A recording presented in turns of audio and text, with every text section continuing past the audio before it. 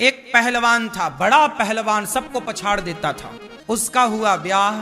संयोग से उसकी पत्नी बहुत सुंदर थी, इतनी सुंदर थी कि वो धनुर्दास देख करके ना बेहोश हो गया। देखा ही नहीं इतनी सुंदर और मिल और गई। अब वो होश आया तो बिना पलक झपकाए पत्नी को देखता जाए। अब वो पति पत्नी दोनों प्रेम से रहने लग गए। लेकिन वो धनुर्दास अपनी पत्नी से इतना प्यार करता कि कहीं पत्नी को मेहमानों में ले जाए तो पत्नी के आगे आगे छाता लगा के चलता,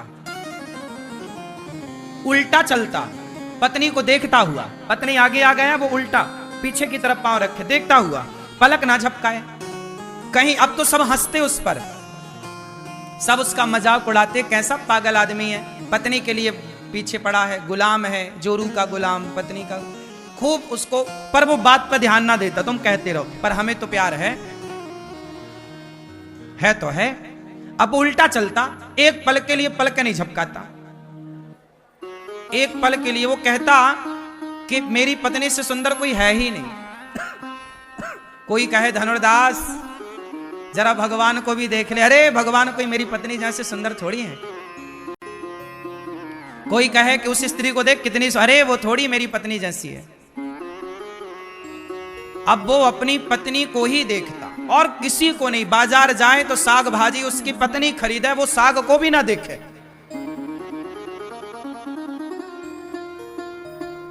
भोजन बनाए पत्नी तो चूल्हे के आगे उसने व्यवस्था कर रखी थी बैठने की। वो भोजन बना रही है, वो देख रहा। उसका काम था केवल उसे देखना, 24 घंटे उसे दे, एक पल के लिए अलग नहीं हुए। एक दिन क्या हुआ कि वो, ये घटना है दक्षिण की और ये सत्य घटना है। तो रंगनाथ जी के भगवान के बारे में सुना होगा आपने। रंगनाथ भगवान दक्षिण में गोदावरी नदी के तट पर रंगनाथ जी का बहुत बड़ा मंदिर है। वहां रामानुजाचार्य जी रहा करते थे। तो एक दिन रंगनाथ भगवान की यात्रा निकल रही थी। क्या निकल रही थी? यात्रा। रथ यात्रा नहीं होती, जगन्नाथ जी की रथ यात्रा निकलती है, ऐसे ही भगवान की कोई उत्सव रहा होगा तो एक यात्रा निकल रही थी भगवान जी की। उस यात्रा में उसकी पत्नी आई थी। तो पत्नी आई कि चलो, अच्छा पत्नी बड़ी भक्त थी, वो समझाती पति को कि आप हमें देखते हैं, लोग हंसते हैं, अच्छा नहीं लगता, हम मंदिर चल रहे हैं भगवान को देखना। बोले तुम देखो भगवान को, हम तो तुम्हें देखेंगे। अब वो गया मंदिर तो पत्नी देखे भगवान को और वो छाता लगाए पत्नी पे देखे पत्नी को। सारे लोग भगवान को देख रहे हैं, यात्रा देख रहे हैं और वो देखे। तो रामानुजाचार्य जी की नजर पड़ गई। रामानुजाचार्य जी वो हैं, वो चित्र लगा हुआ, आचार्य हम सबके श्री रामानुजाचार्य जी। लक्ष्मण जी के अवतार थे। आज से 1000 साल पहले की ये घटना है। तो इनकी नजर पड़ गई धनुर्दास पर। तो इन्होंने अपने शिष्यों से कहा कि ये कौन है? तो उनके शिष्यों ने हंसते हुए कहा, गुरुजी ये पत्नी का गुलाम है, ये पत्नी कोई देखता है, फेमस है यहाँ, जोरू का गुलाम इसे कहते हैं यहाँ।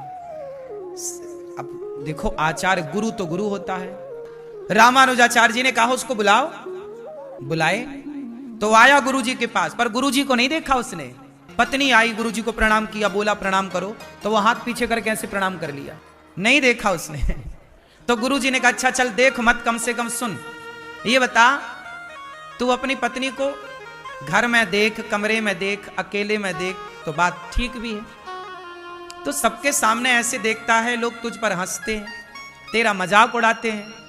अच्छा तो उसने कहा गुरुजी मेरी पत्नी बहुत सुंदर है, मुझे फर्क नहीं पड़ता कि लोग क्या कहते हैं, मैं बस देखूंगा, मुझे रस मिलता है इसे देखने, मैं इसको देखे बिना रह नहीं सकता। गुरुजी ने कहा अच्छा एक बात बता, तेरी पत्नी इतनी सुंदर है, यदि मैं तेरी पत्नी से सुंदर तुझे किसी से मिलवा दूं तो बोला धनुर्दास कौन है? बोले हमारे रंगनाथ भगवान। अच्छा तो गुरुजी बताओ हमारी पत्नी से सुंदर है ना? वो बिल्कुल अनपढ़ आदमी था, भगवान के बारे में नहीं जानता था, क्या होते हैं भगवान,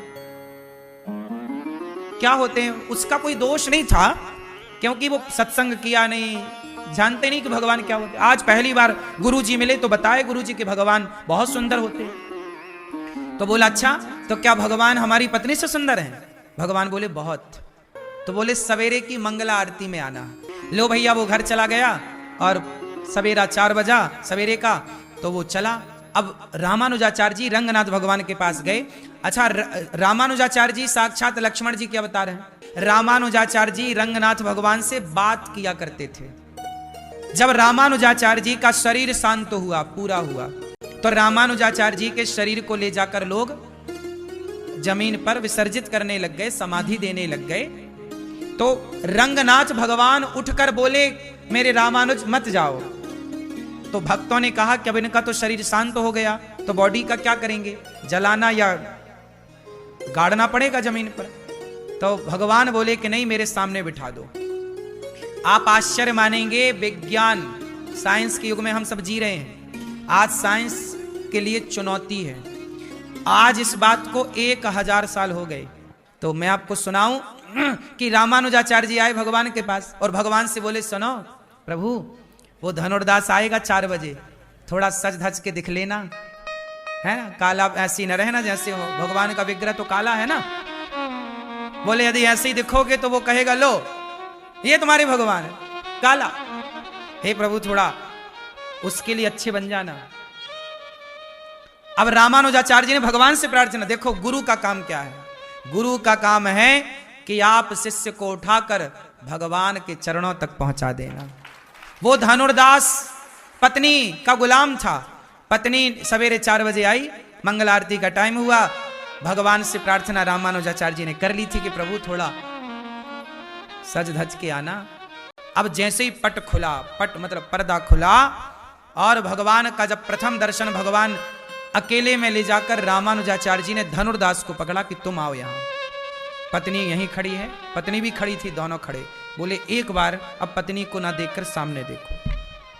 और ज्यों धनुर्दास ने देखा तो रामानुजाचार्य जी के कहने से भगवान प्रकट हुए और भगवान श्रीमन नारायण जरा जो मुस्कुराए भगवान को देख करके, तो वो लिपट गया चरणों से भगवान के। जिसकी रचना इतनी सुंदर, वो कितना, जिसने तेरी पत्नी इतनी सुंदर बनाई धनुर्दास, जिसने तेरी पत्नी इतनी सुंदर बनाई, वो बनाने वाला विधाता देखा तो नजर नहीं हटी, लौट गया प्रभु अब हमें ना छोड़ो।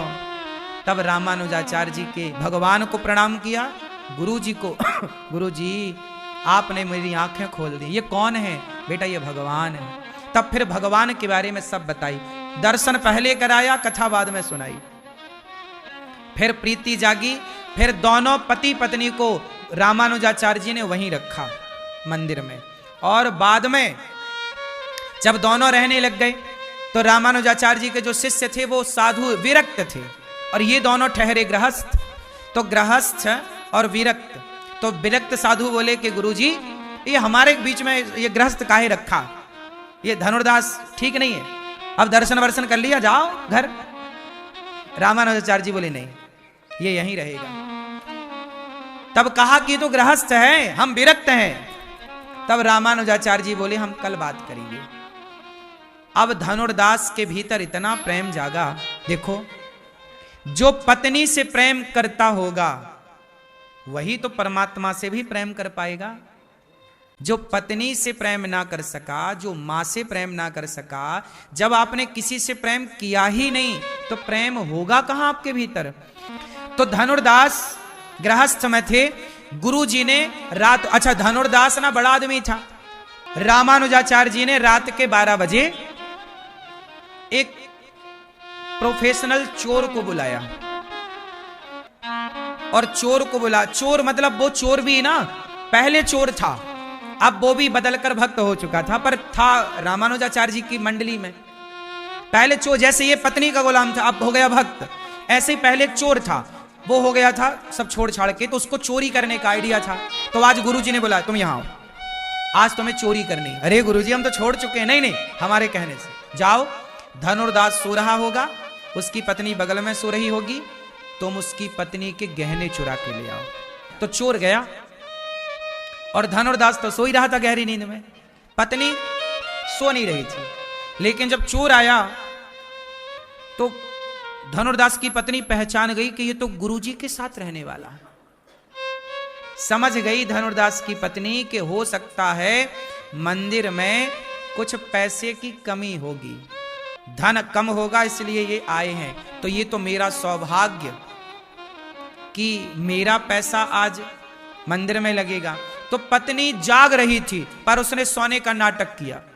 चोर आया और उसने कान के झुमके खोल लिए, गले का हार उतार लिया। तो जब एक तरफ का झुमका उतार लिया और कुछ हार वार उतार लिए, तो धनुर्दास की पत्नी को लगा कि मैं करवट लूंगी तो इस तरफ का भी ये झुमका उतार लेगा, क्योंकि मैं जाग जाऊंगी तो ये भाग जाएगा। तो उसने करवट ली, और जब करवट ली तो चोर को लगा कि जाग गई, तो वो भाग गया। जब भागा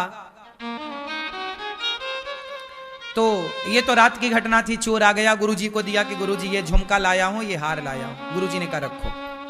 सवेरे क्या हुआ कि जो साधु थे ना, उनकी लंगोटी चुरवा ली। गुरुजी ने कहा कि सब साधुओं की लंगोटी चुरा लो। चोर से कहा सबकी लंगोटी चुराओ और इनकी टॉवेल चुरा लो। साधु के पास क्या है लंगोटी के सिवा। अब जब सवेरे साधु जागे तो वो सारे वो विरक्त त्यागी जो संत थे सब लड़ने लगे, हमारी लंगोटी तूने चुरा ली। वो लंगोटी के लिए लड़ाई, तैने मेरी लंगोटी चुराई, मेरी टॉवेल चुराई।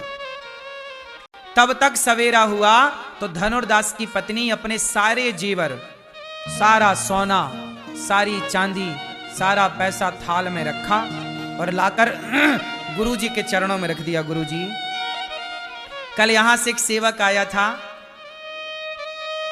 तो ये तो मेरा सौभाग्य है कि मेरा पैसा इस मंदिर में सेवा में, भगवान जी की सेवा में लगे। भगवान से बड़ी संपत्ति क्या होगी। जिसका मन भगवान में लग जाए साहब, जो प्रभु को सर्वस्व मान ले, तो पायो जी मैंने राम रतन धन पायो। राम को पाने के बाद क्या पाना शेष रह जाएगा, ये बताओ। फिर क्या कामना। क्या हुआ, जब पत्नी ने समर्पण किया कि गुरुजी ये सोना चांदी आप रखो, तब गुरुजी ने बुलाया अपने चेलों को, शिष्यों को, जो कह रहे थे कि ये तो गृहस्थ हैं, तो इनको क्यों रखे हो। तब गुरुजी ने कहा देखो ये गृहस्थ में रहकर भी तुम साधुओं से ज्यादा विरक्त हैं, इसलिए आज से मंदिर की पूजा मैं धनुर्दास को देता हूं। तब रामानुजाचार्य जी ने मंदिर का पुजारी किसे बनाया, धनुर्दास।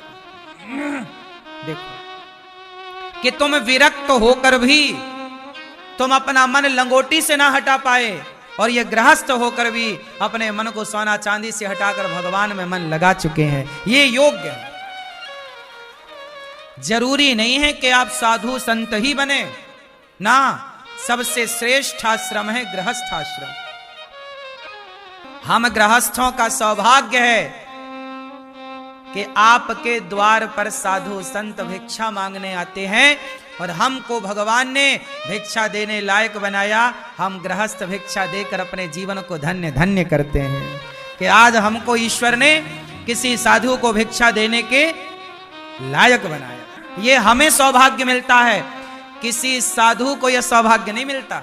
साधु के घर साधु भिक्षा मांगने नहीं जाता, साधु सदा गृहस्थों के घर भिक्षा मांगने जाते हैं। इसलिए धन्य है गृहस्थाश्रम।